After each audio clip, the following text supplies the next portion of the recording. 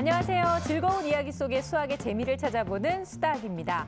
제2차 세계대전 당시에 이 승리의 핵심 전략 속에 수학이 숨어 있다는 사실을 알고 계시나요? 영국의 한 수학자가 수학의 원리를 이용해서 암호 해독기를 개발해냈는데요. 이 암호 해독기가 상대방 진영을 혼란에 빠뜨리게 하는 아주 핵심적인 역할을 했다고 합니다. 이렇게 역사적인 사건 안에도 수학이 활용되고 있었다고 생각하니까 매우 놀랍기도 하고 신비롭기도 한데요. 잠시 후에 전문가 선생님들과 함께 더욱더 흥미로운 수학 이야기 나눠보도록 하겠습니다.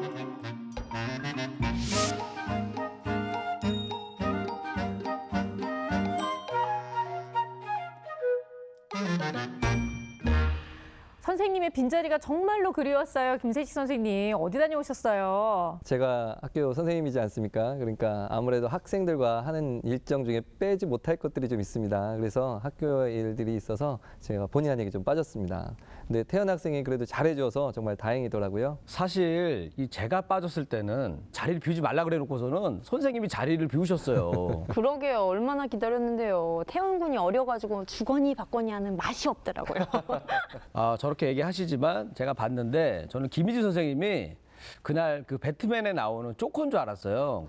입꼬리가 계속 올라가게 해줘가지고 도대체 언제 내려오나 내가 한참 기다렸다니까요. 끝까지 안 내려왔었습니다. 이렇게 당황스러울 때는 빨리 다음으로 넘어가는 것이 제일 좋은 방법입니다.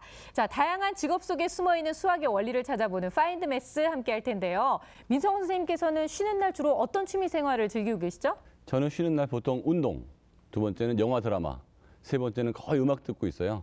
심지어는 쉬지 않을 때도 저희 회사에도 차에도 집에도 오디오가 있어서 대부분의 시간을 클래식 음악을 듣고 있습니다. 네. 아, 제가 이 파인드 매스 직업 마치는 새로운 취미가 생겼잖아요.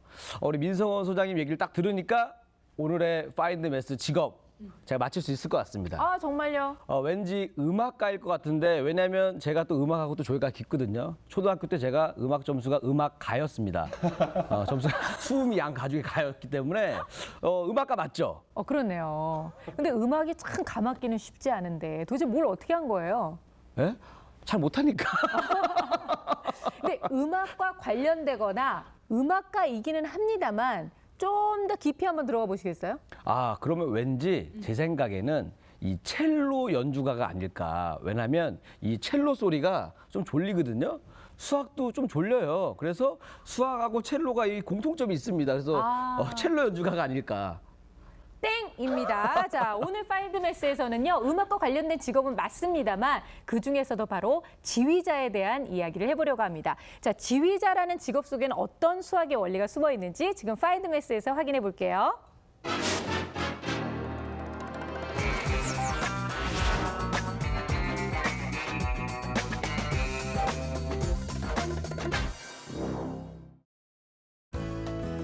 고대 그리스의 원형극적 무대와 관람석 사이에 마련된 넓은 장소를 뜻하는 오르케스트라에서 파생된 단어 오케스트라. 현재는 관악기, 타악기, 현악기 모두 함께 모여 연주하는 형태를 뜻하는데요. 오케스트라는 10여 명의 악단부터 100명이 넘는 인원으로 편성된 대악단까지 그 종류와 형태도 다양합니다. 서로 다른 개성을 지닌 사람들이 모여 자신의 개성을 살리고 때론 스스로를 낮추면서 하나의 곡을 완성시키는 것, 바로 오케스트라가 하는 일인데요. 그래서 오케스트라를 지휘자와 단원이 함께 나누는 음악의 대화라고 말하는 사람도 있습니다. 오늘 파인드 매스에서는 오케스트라의 중심, 천상의 소리를 만들어내는 지휘자에 대해 알아봅니다. 오케스트라 하면 가장 먼저 다양한 악기가 생각날 텐데요. 그러나 오케스트라의 정체성을 좌우하는 것은 바로 지휘자랍니다. 지휘자는 곡의 분위기와 빠르기, 색깔을 어떻게 전달할지 분석하고 악기 간 균형을 맞춰야 하기 때문에 직접 연주하지 않아도 모든 곡의 흐름을 꿰뚫고 있어야 하는 거죠. 음악도 하나의 언어라고 생각을 합니다. 이 언어는 악보라는 매개체 위에 박자와 음표와 쉼표들로 이제 이루어져 있는데 연주라는 행위를 통해 또 하나의 언어로 재창조해내는 게 지휘자 역할인 것 같습니다. 지휘자가 곡을 분석하기 위해서는 전체 악기의 흐름이 담긴 악보, 즉 스코어가 필요합니다. 스코어에는 음표와 박자, 그리고 음악의 세계까지 표기되어 있는데요. 지휘자는 이 표기에 따라 음악을 지휘합니다. 혹시 지휘자가 지휘를 할 때 특정한 움직임을 띠고 있다는 것 알고 계셨나요? 지휘자마다 스타일은 다르지만 모두 규칙적인 박자에 따라 지휘를 하는 것인데요. 박자는 한마디 안에 음표 몇 개가 어떻게 들어가 몇 박자를 셀 것인가를 표기하는 것을 말하는데요. 흔히 악보 첫마디에 박자가 표시되어 있습니다. 쉽게 말하자면 4분의 3박자는 한마디 안에 4분음표가 3개, 8분의 6박자는 한마디 안에 8분음표가 6개 들어간다는 뜻입니다. 작곡가는 한마디 안에 주어진 박자와 같도록 음표의 길이를 조율하며 작곡하는데요. 음표란 음의 길이를 말합니다. 기본적으로 5분음표는 4박자, 2분음표는 2박자, 4분음표는 1박자로 표현됩니다. 음표에는 일정한 규칙을 가지는 수열이 사용되는데 그 중에서도 등비 수열이 사용됩니다. 이 박자 표시가 수학에서 분수와 생김새가 같다는 것을 저희는 금방 알 수 있습니다. 수학에서 이 분수가 분모와 분자로 구성이 돼서 전체에 대한 부분을 나타낸다면 음악에서의 박자 표시는 음악의 길이를 나타내는 기호입니다. 만약 오케스트라에 지휘자가 없다면 어떻게 될까요?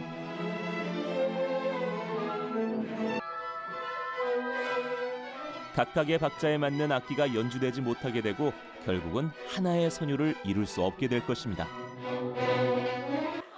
지휘자가 없어도 여러분들이 정말 집중해서 카운트를 잘 해야 돼. 그러니까 박자 첫 마디 원을 잘 세지 않아서 일어나는 현상이거든.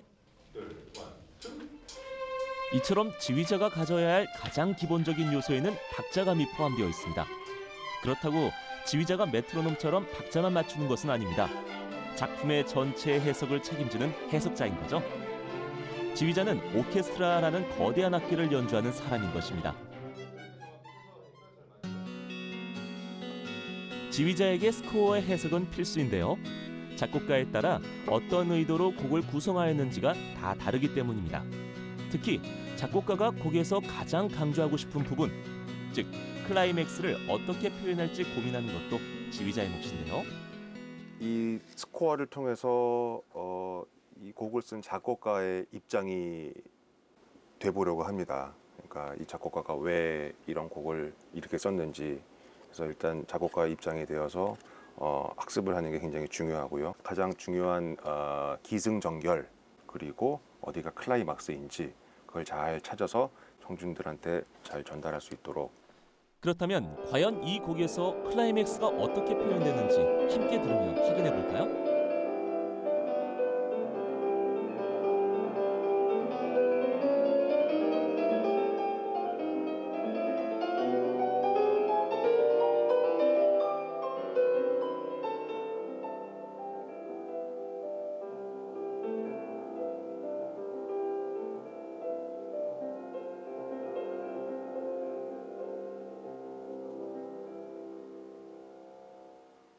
이 곡은 쇼팽의 전주곡 1번입니다. 전체 마디수가 1마디부터 34마디까지 있는데 이 중에 클라이막스가 한 부분이 있는데 그 21번째 마디에 옵니다. 이 클라이막스를 가기 위해서 미리 전부터 준비가 됩니다. 그리고 그림을 보시면 아시겠지만 밑에서부터 점점 위로 올라가는 형상을 띠고 있고, 볼륨상으로도 포르티시모, 가장 크게 연주를 하라. 그리고 가장 높은 음이 나오고요. 정점을 찍었기 때문에 이제는 점점 하행해서 작아지고 있습니다. 실제로도 음이 밑으로 다운되고 있죠. 그래서 끝나는 거는 가장 마지막 여리게 끝나게 되겠습니다. 쇼팽 전주곡 1번을 다시 한번 살펴보면 전체 34마디 중 21번째 마디에 클라이맥스가 있는데요. 피보나치 수열에 따른 황금 분할 지점에 위치하고 있다는 것을 알 수 있습니다.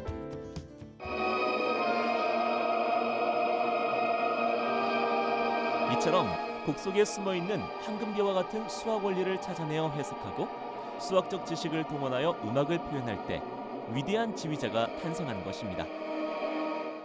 그 수많은 명곡 중에서 운명교향곡의 예를 들어 볼 수 있을 것 같은데요.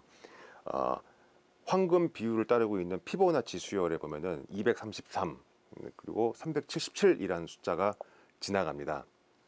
502마디로 구성되어 있는 운명교향곡의 1악장에서도 이 숫자 부근이 거대한 클라이막스들이 지나가는 것을 살펴볼 수가 있겠습니다.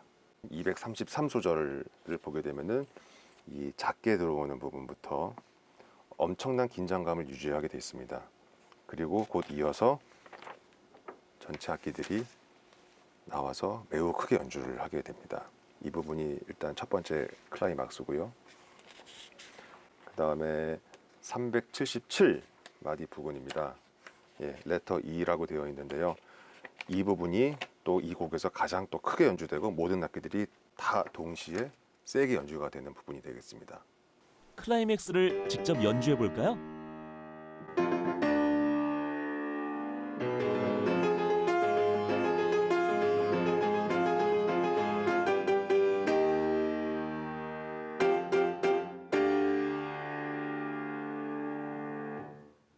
지휘라는 걸 통해서 음악을 하고 있지만 그 바탕은 수학처럼 어떠한 그 정해진 규칙 안에서 움직이는 거라고 생각합니다. 그래서 그 규칙들을 공부를 해서 그 속에서 자유로운 음악을 표현하고 풀어내는 게 지휘자의 역할인 것 같습니다. 그렇기 때문에 음악과 또 수학은 굉장히 밀접한 관계가 있는 거라고 생각됩니다. 100마디 말보다 한 번의 눈짓 손짓으로 강한 메시지를 전달하는 지휘자. 지휘자에게 수학이 필수는 아닐 것입니다. 그러나 악보 속에 숨어있는 수학의 원리를 해석하고 작곡가들의 의도를 파악할 때 더 좋은 음악을 표현해낼 수 있지 않을까요?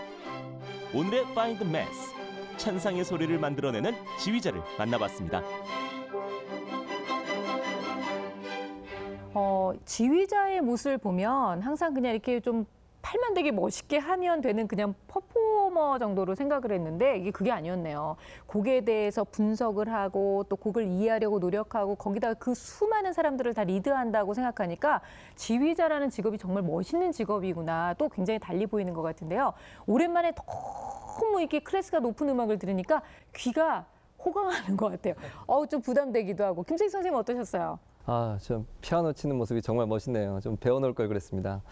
지휘자는 그런데 이 전체적으로 이거 총괄을 해야 되고 음표, 박자, 뭐 악기의 특성, 곡 해석도 하셔야 되니까 이 다양한 다방면의 지식을 많이 갖고 계셔야 될 것 같습니다. 그리고 음악도 하나의 언어다라는 말씀, 그 말씀이 가장 공감이 갔습니다. 수학도 세상을 표현하는 그리고 자연을 표현하는 하나의 언어라고 할 수 있거든요. 그리고 저도 이제 느낀 거 뭐냐면 지휘자가 이 지휘하는 모습이 야 너무 멋있었어요. 부러웠어요? 부러웠죠. 아니 근데 잘할 것 같은데요? 저는 이렇게 손은 잘 쓰는데 이걸 뭔가 사람들을 요거 가지고 끌어들이기 쉽지 않을 것 같아요. 그래요.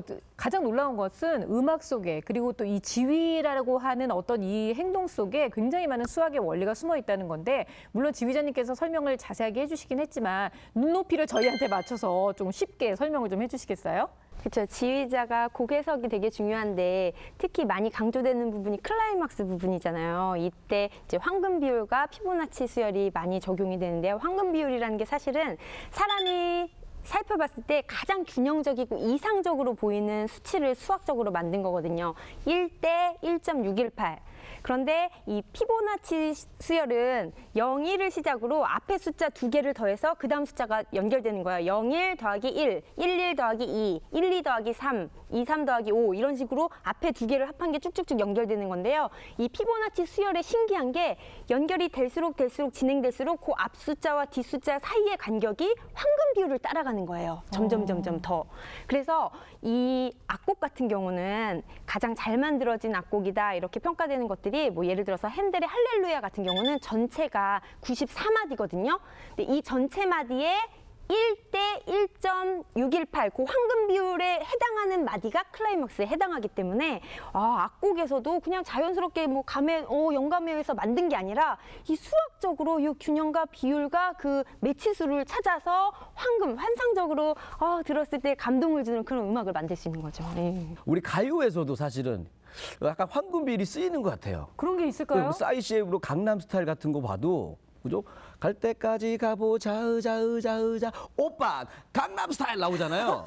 이것도 약간 보면은 황금 비율이 쓰이고 있지 않나 이런 생각을 해보게 되네요. 수학이 같은 수학 문제를 풀었을 때도 과정이 아름답다라고 하는 경우도 있어요. 수학에도 A라는 방법으로 답을 내기도 하고 B라는 방법으로 답을 내는 것처럼 지휘자에 따라서 같은 곡도 다르게 표현되는 거죠. 그럼 지휘자는 그 규칙을 자기 나름대로 해석을 하는 거예요. 그래서 클라이막스 중에서 어느 부분을 더 강조할 것이냐. 심지어는 같은 베토벤 운명이 전혀 다르게 해석된다는 거예요. 그렇죠. 그것처럼 지휘자는 하나의 곡을 내 나름대로 해석해서 클라이막스를 배분하고 전체적인 조화를 이루기 때문에 수학적 원리가 다분히 많이 들어갈 수밖에 없습니다. 박자 이야기도 굉장히 흥미로웠는데요. 이 박자 안에 숨어있는 수학 원리도 정말 대단한 것 같아요. 그러니까 음표가 종류가 참 많잖아요. 그쵸. 그래서 뭐 예를 들어 5분표, 뭐 4분음표, 8분음표, 16분음표, 뭐 쉼표에도 4분 쉼표, 뭐 8분 쉼표 이렇게 여러 가지 종류가 있을 텐데, 그러니까 박자의 어떤 길이가 수학적 관계, 즉 등비수열의 관계로 이루어져 있다라는 것을 알 수가 있는 부분이죠. 그래서 뭐 음표와 어떤 이런 숫자와의 관계를 통해서 아주 어린 학생들에게 음악을 가르쳐주면서 이렇게 자연스럽게 숫자를 익히게 할 수도 있을 것 같아요. 예를 들어서 뭐 4분 3박자다. 그러면 4분음표 이렇게 3개가 있을 수 있겠죠. 딴, 딴, 딴 이렇게. 그리고 뭐 2분음표 하나 하고 그리고 4분음표 하나 하면 딴, 딴 이렇게 해서 2하고 1. 그래서 4분 3박자가 이렇게 이루어지겠죠. 뭐 거기다 이제 쉼표도 넣을 수도 있겠고. 또 그게 반으로 줄다 보면 4분음표가 반으로 줄어들면 8분음표가 되는데 그것은 이제 2분의 1, 즉 0.5, 즉 소수 개념도 익힐 수도 있을 겁니다. 그러니까 자연스럽게 반으로 줄어든다는 그런 개념들을 이 음악을 통해서, 음표를 통해서 익힐 수 있다라는 것을 알 수 있겠죠. 사실 우리가 학교 다닐 때만 해도요, 예체능 하면, 그러니까 음악을 하면 수학은 좀 못해도 돼, 뭐 이런 생각을 많이 해서 그런지 수학과 음악은 굉장히 동떨어졌다고 생각했는데 오늘 이 얘기를 통해서 굉장히 수학과 음악이 밀접하고 뗄래야 뗄 수 없는 관계라는 거를 좀 많이 느끼게 되는 것 같아요. 네, 사실 저도요, 이 지휘자가 이 팔뚝만 굵으면 되는 줄 알았어요. 몇 시간 동안 이거 계속 해야 되니까 팔뚝만 굵으면 되는 줄 알았는데 수학도 잘 알아야 되는구나 이런 새로운 사실을 알았습니다. 사실 팔뚝 굵은 걸로 따지면 우리 민성원 선생님 그럼 지휘자가 제일 어울리겠네요, 우리 중에서는. 그렇죠. 작곡가 같은 경우에 자기가 음악을 만들었잖아요. 근데 지휘자는 그거를 해석하고 전체적으로 봤을 때 이쪽 소리가 커져야 될지 이쪽 소리가 커져야 될지 이 비율을 나눠주는 거거든요. 전체를 다 해석을 해야 되기 때문에 일단 비율에 대한 감각이 있어야 될 거고요. 그다음에 과거에는 작곡가가 지휘자인 경우가 굉장히 많았어요. 왜냐하면 자기가 만든 곡이기 때문에 잘 해석을 잘하는 거죠. 그렇죠. 그것처럼 어느 지휘자가 지휘를 하냐에 따라서 다소 곡이 더 커지기도 하고요. 좀 빨리 끝나기도 해요. 이 약간의 차이가 있지만 이거는 지휘자의 해석의 역할이기 때문에 문제 해결 능력하고도 관계 있다 볼 수 있습니다. 네, 오늘은 이렇게 아름다운 음악을 통해서 사람들의 마음을 사로잡는 지휘자에 대한 이야기를 함께 나눠봤는데요. 예술과 수학이 어딘가에 묘하게 이렇게 접점을 가지고 있다는 생각이 들면서 예술 속 그리고 예술뿐만 아니라 우리 일상생활 속에 숨어있는 수학에 대한 여러 가지 생각을 다시 한번 해보게 됐습니다. 자, 직업 속에 숨어있는 수학 원리를 찾는 파인드 매스 다음 주에도 많이 기대해 주세요.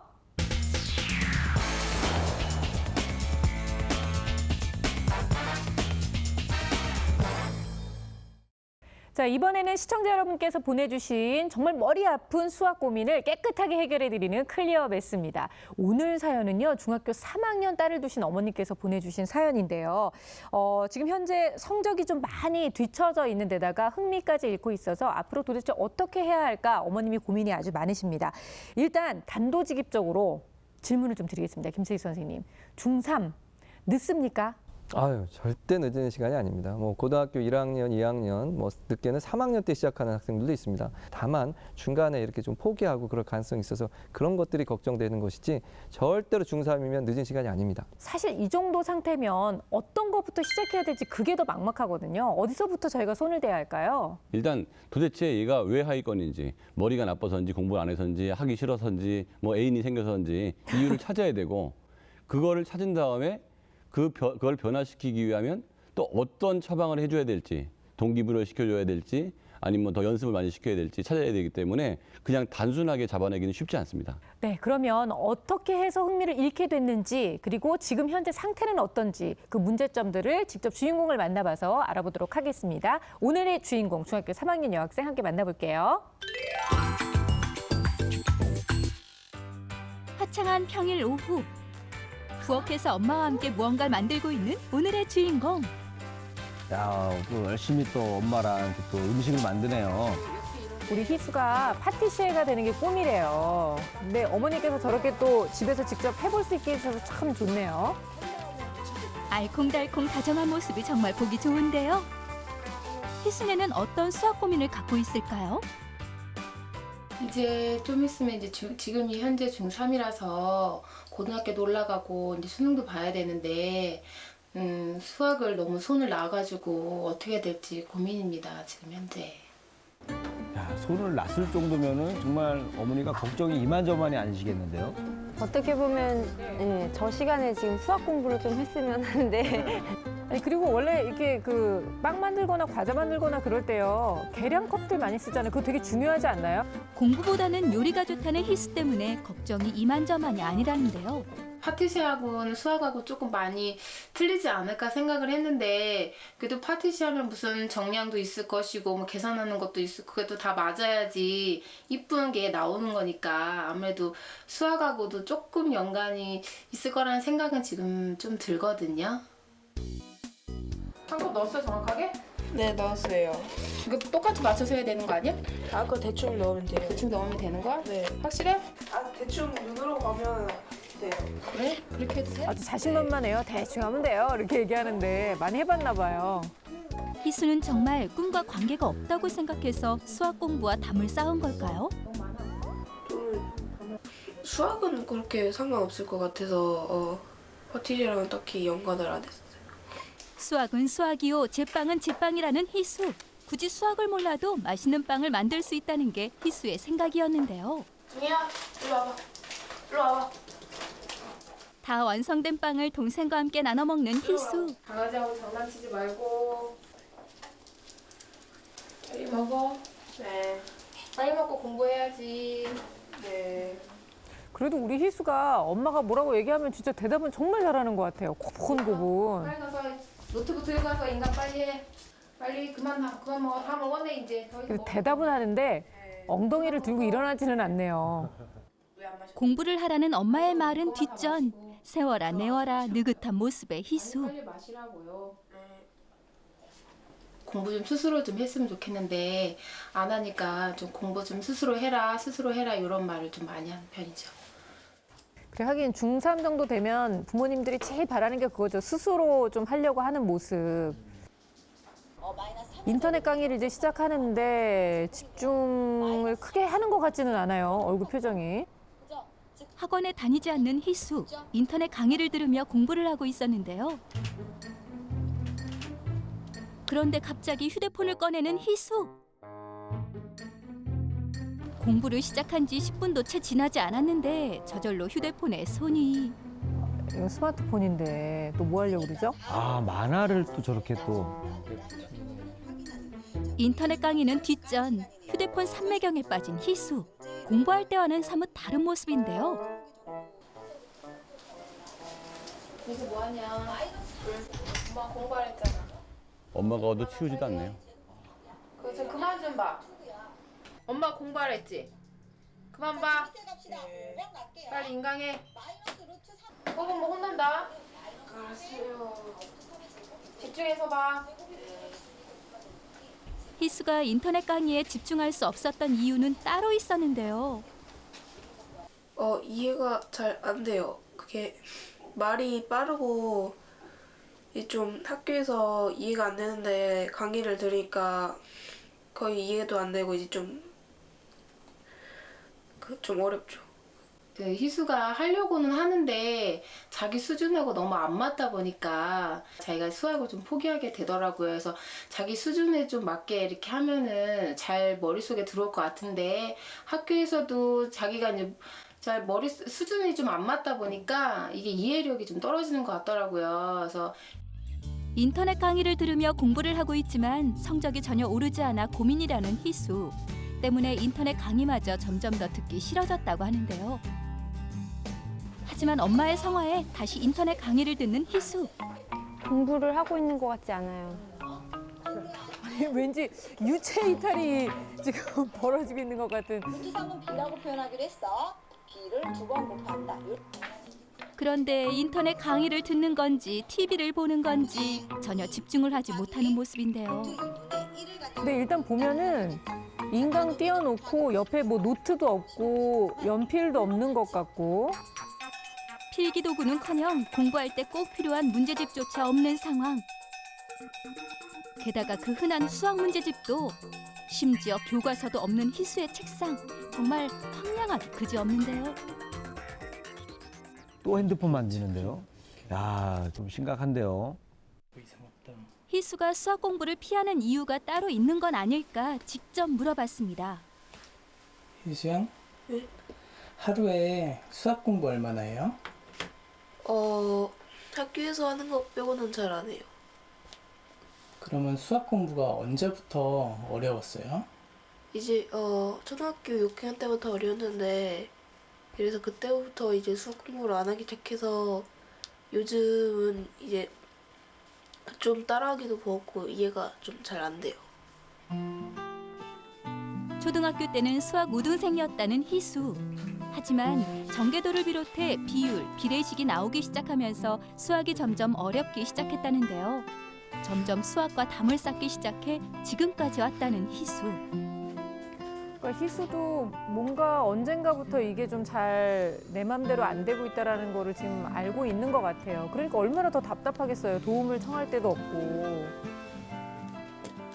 공부를 이제 해야겠는데 공부 이제 방법도 이제 잘 모르겠어요. 고등학교도 가야 되고 이제 너무 낮으면 고등학교도 못 간다 그러니까 집중도 잘 안 되고 이제 이해도 잘 안 돼서 그게 제일 고민이에요. 수학 공부를 다시 시작하고 싶다는 희수. 선생님 도와주세요. 네, 오늘의 주인공 중3 희수 학생을 함께 만나봤는데요. 일단 저희가 앞에 말씀드렸던 것처럼 현재 그 수학 점수도 많이 좀 뒤처져 있는 상황이고 흥미도 별로 없어 보이는 게 아마 화면으로도 다 느껴지셨을 거예요. 일단은 파티시가 꿈이라고 하는데 계량컵도 쓰지 않아요. 그리고 대충 하면 돼요. 괜찮아요. 하고 본인이 이렇게 얘기하는 거, 이 부분부터 좀 일단 짚고 넘어갔으면 좋겠는데요. 네, 요리는 누구나 할 수 있지만 수학을 잘하는 사람의 요리만 팔리게 될 겁니다. 그래서 왜 그러냐면 눈대중으로 이렇게 하는 게 아니라 정확하게 인지해서 측정하고 비율이나 통계를 내서 계산해서 만드는 게 중요해요. 이렇게 고급스러운 음식일수록 작은 온도나 그리고 재료의 양에 따라서 맛이 확 달라지거든요. 그리고 게다가 이 친구가 파티시에가 됐을 미래 시대는 사람들이 더 건강을 많이 생각합니다. 그래서 칼로리량이라든가 또는 뭐 당뇨가 있다던가 나트륨을 조절한다던가 그런 미묘한 거를 정확하게 해줘야지 때문에 이렇게 전문적으로 그렇게 되지 않으면 상품화되기 어려울 가능성이 높습니다. 그리고 또 수학적으로 잘 계산해야지 남는 재료도 적고 그래서 그러네요. 경제적으로도 아주 큰 역할을 하기 때문에 수학은 굉장히 중요합니다. 우리 어머님도 그 음식을 하실 때요 눈대중으로 하시는데 맛이 없어요. 그래서 제가 이제 계량컵을 써라 그랬더니 이제 계량컵을 사용하셔가지고 음식을 만드셨는데 맛이 없어요. 결국엔 우리 어머니 음식 솜씨가 없구나. 그렇기 때문에 이거 뭐 계량컵을 쓰든 안 쓰든 어차피 그거는 음식 할 수 있는 그 재능 아닌가, 상관없지 않은 거가 아닌가 이런 생각을 하거든요. 저는 반대인데요. 반대요? 오히려. 네. 미성 선생님 어떻게 보세요? 그러니까 파티시에가 된다 그러면 사실 높은 수준의 수학을 할 필요는 없을 것 같아요. 그러니까 독일 같은 학제가 정말 한국에 꼭 들어왔으면 좋겠는 게 독일 같은 경우나 스위스 같은 경우는 중학교 때부터 학교마다 수학을 그 편차를 두거든요. 그래서 직업을 일찍 선택할 사람들한테는 그 직업에 필요한 만큼의 수학만 시켜요. 네. 그러니까 이 아이 같은 경우도 만약에 파티시가 정말 목표라면 가장 기본적인 수학을 하는 정도까지만 목표를 낮추는 게 좋을 것 같아요. 성적표를 봤어요. 근데 저는 사실 중학생 성적표를 좀 처음 보는 거라 이렇게 보고도 어떻게 봐야 되는지 잘 몰라서요. 어느 정도인 건가요, 김택수 선생님? 예, 매우 좋지 않습니다. 시험에는 평가에는 지필평가와 수행평가로 이루어져 있어요. 그래서 뭐 지필평가는 아시다시피 이제 시험지에 이제 문제 푸는 건데요. 수행평가는 조금 다릅니다. 참여도, 뭐 포트폴리오, 서술형 종류가 다양하거든요. 그래서 조금만 적극적으로 어떤 내용이나 범위나 이런 것만 알고 그리고 참여만 좀 해도 얻을 수 있는 점수조차도 지금 못 얻고 있는 상황입니다. 그래서 관심과 어떤 변화의 의지가 필요합니다. 그리고 또 희수가 이 학습에 관심이 없다는 것을 아주 잘 보여주는 장면이 있었죠. 너무 무기력한 장면들. 다른 건 몰라도 이것만은 꼭 좀 고쳤으면 좋겠다는 생각이 들었습니다. 그런 무기력한 자세로 앉아 있는 건 안 하는 거와 동일하다고 생각합니다. 그래서 전문가의 손길 혹은 학교 선생님의 손길이 조금은 필요하지 않을까 이런 생각을 해봤습니다.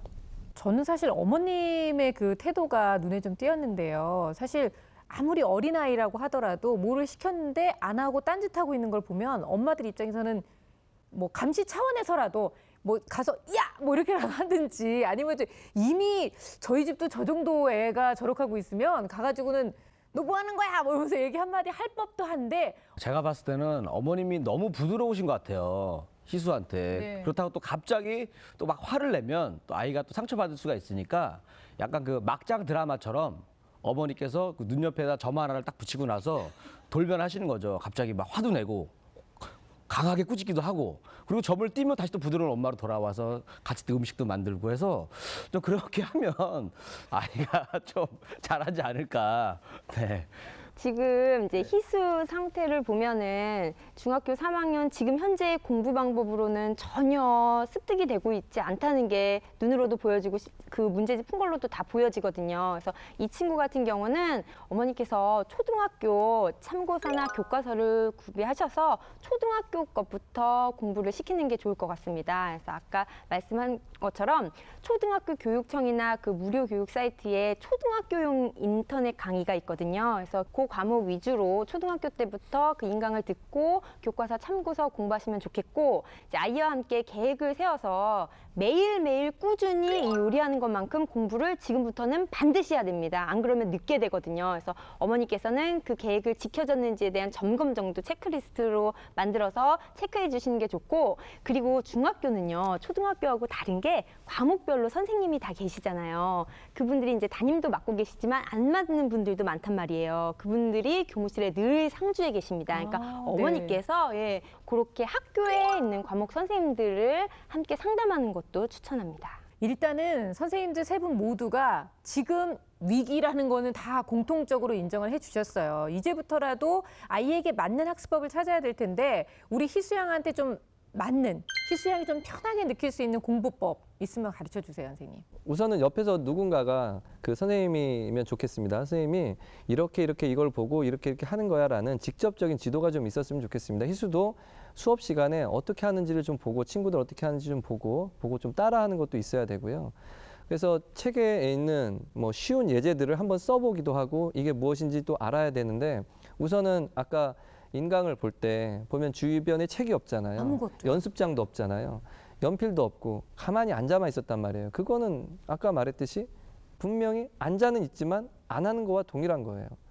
따라서 연습장, 참고할 만한 책, 교재 이런 것들을 구비해 놓고 보고 쓰고 모르는 게 나오면 멈추고 그리고 찾아보고 해야 되는데 이렇게 하기에는 혼자서는 여태까지 안 해봤기 때문에 이런 변화를 이렇게 하는 거야라는 어떤 구체적인 행동, 양식, 방법 이런 것들을 알려주는 것이 희수에게는 가장 시급하다고 생각합니다. 네. 희수가 수학에 이렇게 흥미를 느끼지 못하고 수학을 굉장히 어렵게 느끼는 이유가 뭐 따로 있는지 저희가 또 검사 진행을 해봤는데요. 결과가 또 궁금해요, 선생님. 예, 결과 보도록 하겠습니다. 네. 보면 이제 전체 인지 능력은 평균보다 네. 약간 조금 높아요.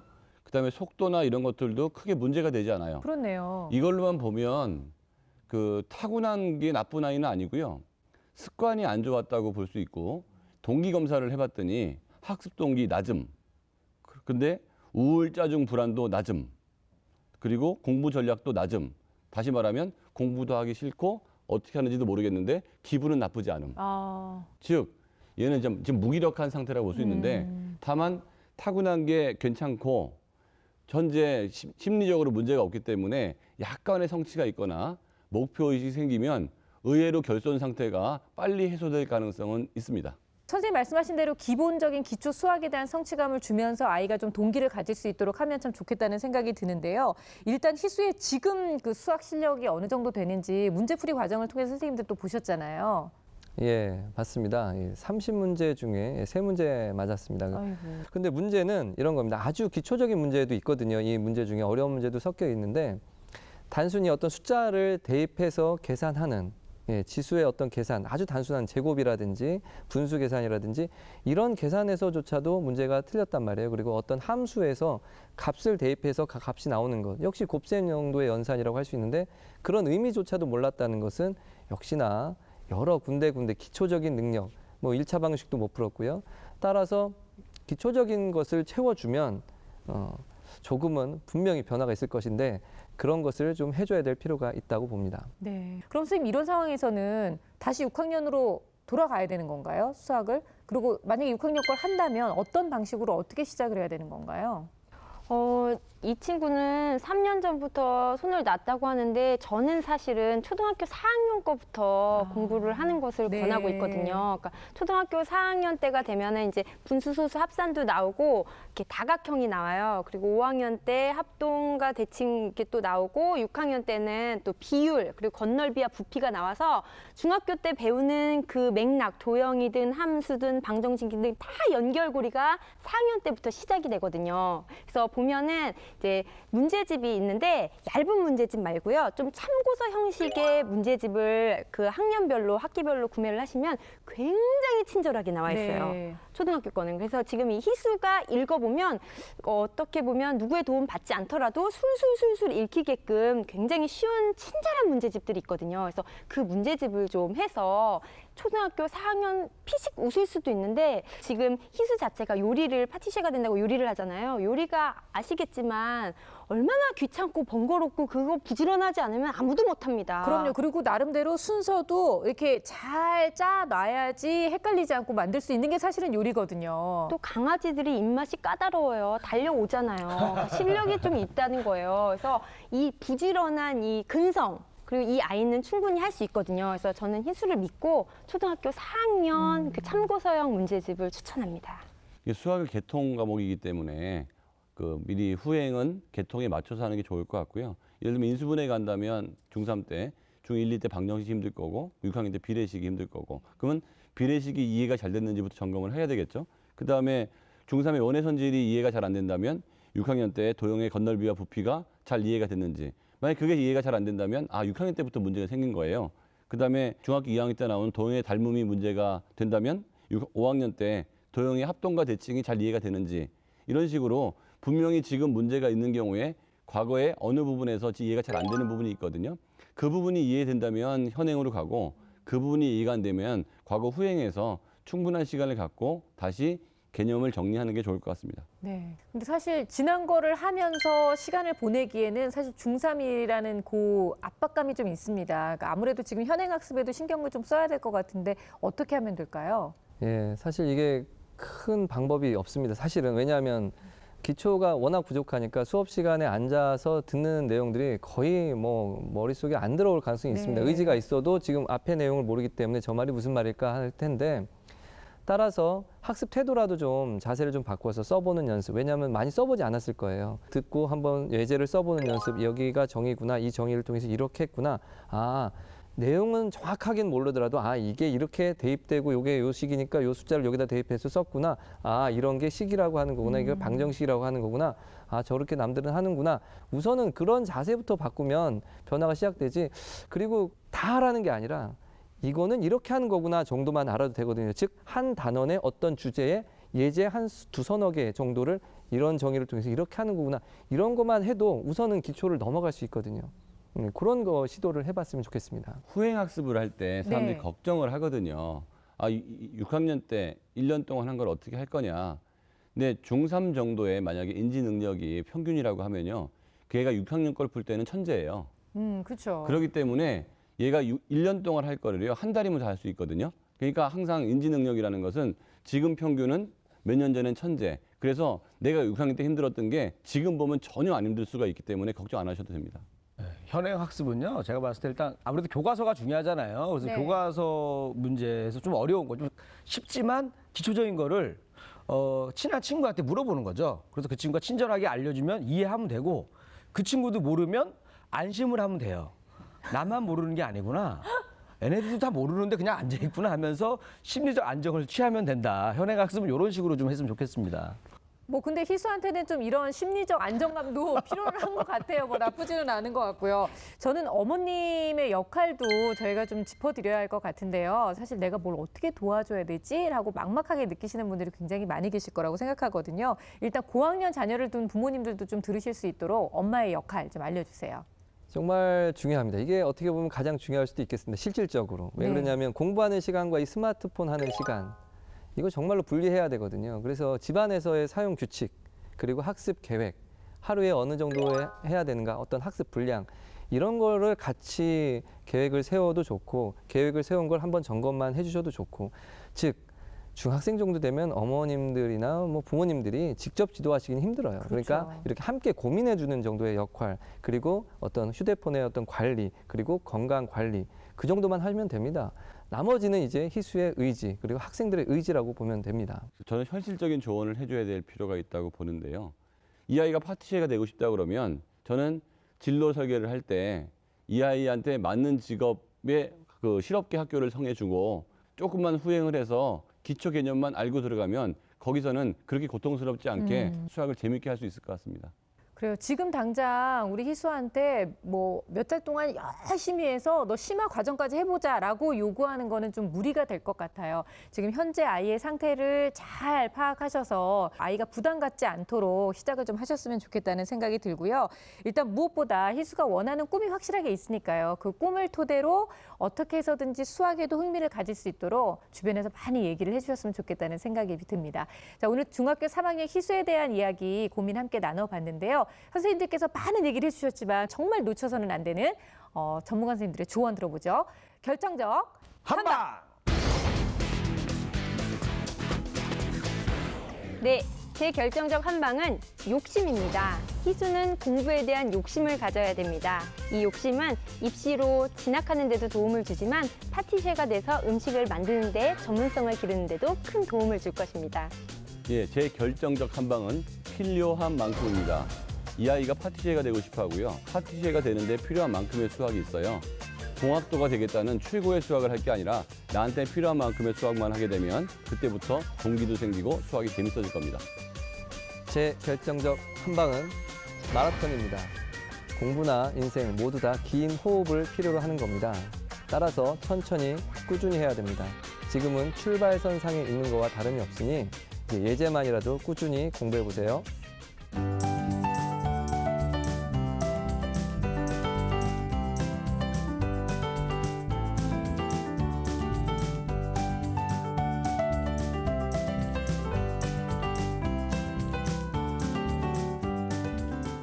자, 이번에는 우리 이리 씨의 결정적 한방. 요즘 늘 기대가 되거든요. 네, 기대하셔도 좋습니다. 제 결정적 한방은 바로 초콜릿입니다.